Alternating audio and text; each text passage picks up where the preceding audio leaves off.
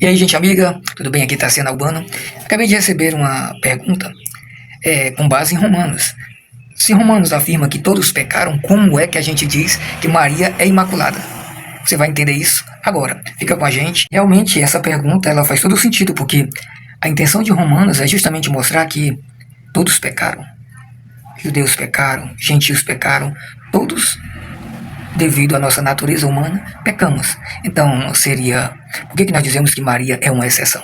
Essa pergunta é interessante. Então, gostaria que você também soubesse que é justamente no livro de Romanos que nós temos a base do entendimento da Imaculada Conceição. Acompanha comigo. Então, eu vou colocar aqui os meus óculos e nós vamos dialogar isso juntos. Realmente tem razão quando você diz que o livro de Romanos vem mostrar que todos pecaram.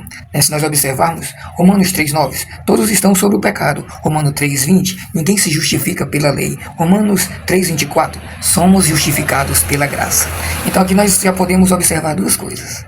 Você pode focar a sua atenção no livro de Romanos para essa universalidade do pecado, como também você pode começar a entender a primazia da graça.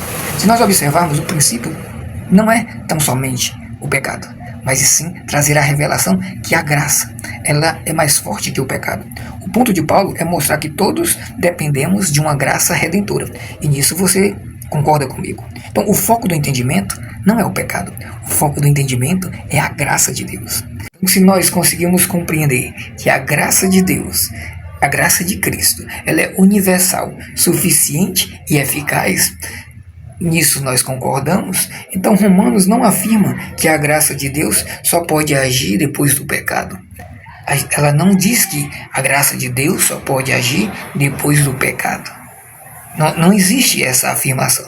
Então Deus ele utiliza da sua graça conforme a sua vontade, conforme o estabelecimento dos seus projetos divinos. E é justamente aí que vem a base para a gente entender a Imaculada Conceição de Nossa Senhora. Romanos 5,20, onde abundou o pecado, superabundou a graça. E nós concluímos, a graça de Deus é mais poderosa do que o pecado. Isso implica, se a graça de Deus pode perdoar o pecado depois, nada impede, onde é que está esse impedimento, que pode também impedi-lo antes. Então nós temos aí as premissas lógicas. A primeira premissa, ninguém pode ser salvo sem a graça de Deus. Isso nós concordamos. A segunda premissa, que é a premissa do dogma, afirma que Maria foi preservada pela graça de Deus. Então a conclusão, Maria não é exceção da redenção. Ela é a forma em que Deus aplicou a sua graça de forma mais perfeita. Ou seja, a igreja em nenhum momento disse que Maria não foi salva pela graça de Deus. Pelo contrário, diz que nela se aplicou a graça de Deus e a sua redenção de forma perfeita, de forma radical. Não quero dizer aqui que o mérito é de Maria, porque nós entendemos que a graça de Deus precede a qualquer mérito humano. Então, o mérito é da graça de Deus. Maria ela é imaculada não pelos méritos próprios, mas sim porque Deus assim quis. Porque no seu plano de salvação precisaria ter a viabilidade do Santo dos Santos se tornar humano sem ser profanado a sua santidade. Você consegue me dizer aonde está nas Escrituras, na Bíblia, ou alguma interpretação de que existe algum impedimento de Deus utilizar a sua graça para salvar antes do pecado? Nada impede que Deus aplique os seus méritos de graça antes do pecado.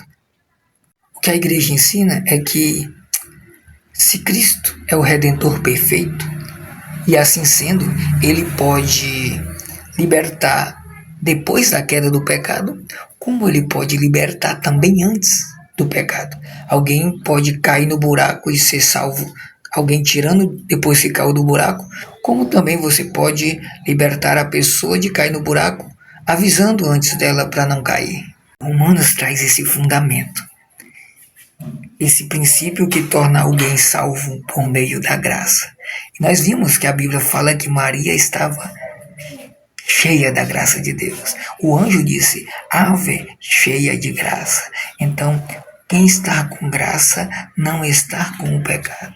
Eu quero trazer aqui, irmão, é que nós não temos o monopólio de como Deus deve dar a sua graça.